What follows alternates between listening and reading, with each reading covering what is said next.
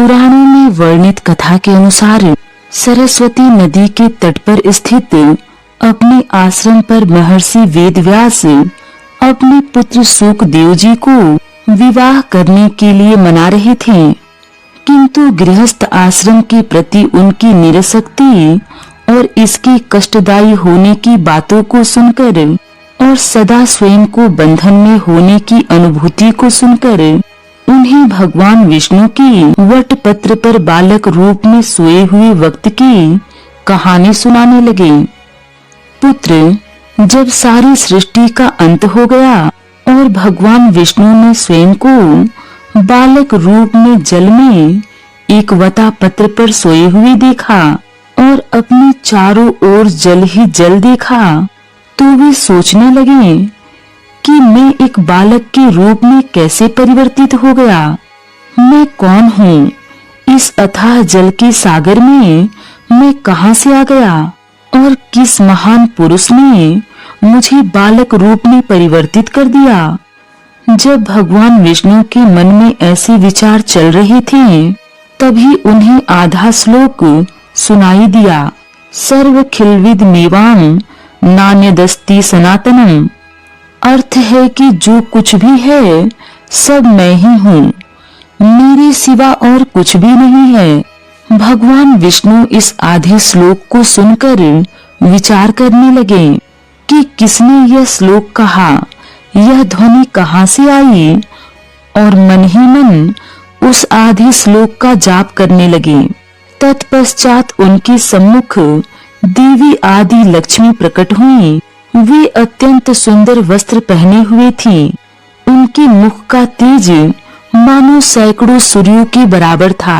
उनके अगल बगल कई और देवियां उपस्थित थीं, जो उनकी स्तुति कर रही थीं और उनकी सेवा में लगी थीं।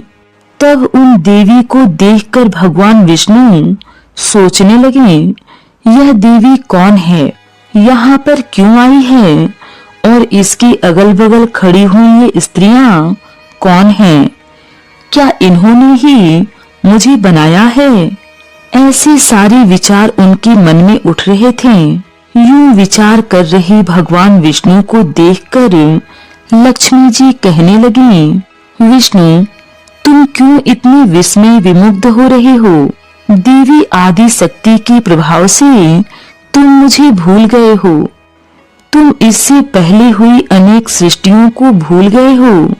तुमने कई बार दुष्ट राक्षसों का अंत करने के लिए अवतार धारण किया है। देवी आदि शक्ति निर्गुण पर ब्रह्म है और तुम उन्हीं के स्वरूप सगुण पर ब्रह्मा हो। उसी तरह मैं भी सगुण शक्ति हूँ। अभी कुछ ही समय में तुम्हारी नाभि से एक कमल की उत्पत्ति होगी, जिसमें ब्रह्मा जी प्रकट होंगे, और तुम्हारे क्रोधित होने पर तुम्हारे भौहों से रुद्र का अवतरण होगा। ब्रह्मा, तुम और शिव तीनों मिलकर इस सृष्टि के सृजन, पालन और संहार के कार्य में लग जाओ। देवी की यह बातें सुनकर विष्णु जी कहने लगे, देवी, अभी कुछ ही समय पूर्व मैंने आधा श्लोक सुना था।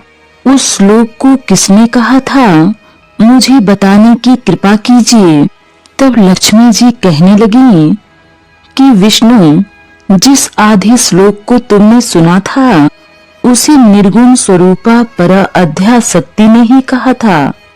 तुम यह बात ठीक से जान लो कि यह आधा श्लोक ही श्रीमद् देवी भागवत पुराण कहलाता है। सदैव इसका चिंतन करो। यह सारे वेदों का सार है और समस्त श्रुतियों का रहस्य इसमें छिपा है। इसे जानने के बाद संसार में कुछ भी जानने योग्य नहीं रह जाता।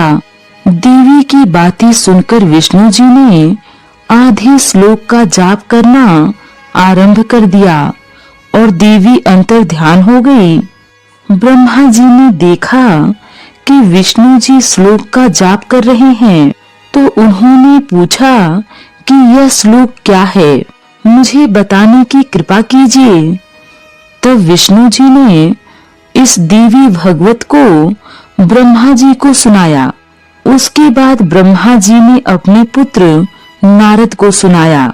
वेद व्यास जी कहते हैं, पुत्र सूकदेव, मैंने नारद जी से वही श्लोक सुना है और द्वापर युग के अंत तक यह आधा श्लोक एक बड़े ग्रंथ के रूप में परिवर्तित हो गया और मैंने उसे ही विस्तार से 12 स्कंदों में विभाजित किया है। तुम इसी श्रीमद् देवी भागवत पुराण का श्रवण करो, जिससे तुम्हारे सारे संदेह दूर हो जाएंगे और तुम जीवन मुक्त हो जाओगे। सूकदेव जी ने कुछ समय के बाद देव गुरु बृहस्पति जी से समस्त वेदों का अध्ययन किया और बाद में उनके पिता ने उन्हें आश्रम पर ही रख लिया। वे हमेशा वेद अध्ययन में ही रहते। कुछ वर्ष बीतने के बाद वेद व्यास जी ने उन्हें विवाह के लिए कहा तो सूकदेव जी ने गृहस्थ जीवन को कष्टदायी बताते हुए मना कर दिया था। तब वेद व्यास जी ने उन्हें अपनी इस दशा से मुक्त होने के लिए देवी भागवत पुराण के श्रवण का उपाय सुझाया। परंतु जब देवी भागवत श्रवण से भी उनके सारे संदेह नहीं मिटे तो सूकदेव जी को मिथिला नरेश जनक जी जीव मुक्त होने के कारण विदेह के नाम से जाने जाते हैं, उनसे मिलने को कहा। राजा जनक से मिलकर सूकदेव जी के सारे संदेह मिट गए और वे पिता के आश्रम आकर विवाह के लिए मान गए। सूकदेव जी का विवाह पितरों की कन्या पीवरी से हुआ। अपनी पत्नी से सूकदेव जी ने 4 पुत्र, जिनके नाम थे कृष्ण, गैरप्रभ, भूरी, देवश्रुति और एक पुत्री उत्पन्न की, जिसका नाम कीर्ति था। कीर्ति का विवाह सूकदेव जी ने विब्रज कुमार महामना अनुहनके के साथ किया।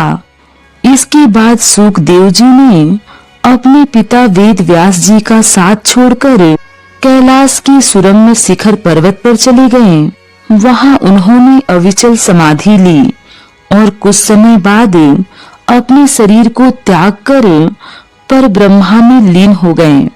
यह जानकर वेद व्यास जी को बहुत दुख हुआ। वे सदा दुख में रहने लगे। तब महादेव जी ने वेद व्यास जी पर अनुग्रह करके उन्हें सूकदेव जी के ज्योति स्वरूप के दर्शन कराए। उसे देखकर वेद व्यास जी का दुख दूर हुआ और वे अपने आश्रम वापस आ गए। इस तरह महान योगी और व्यास पुत्र सूकदेव जी ने अपना शरीर त्याग कर समाधि ली थी।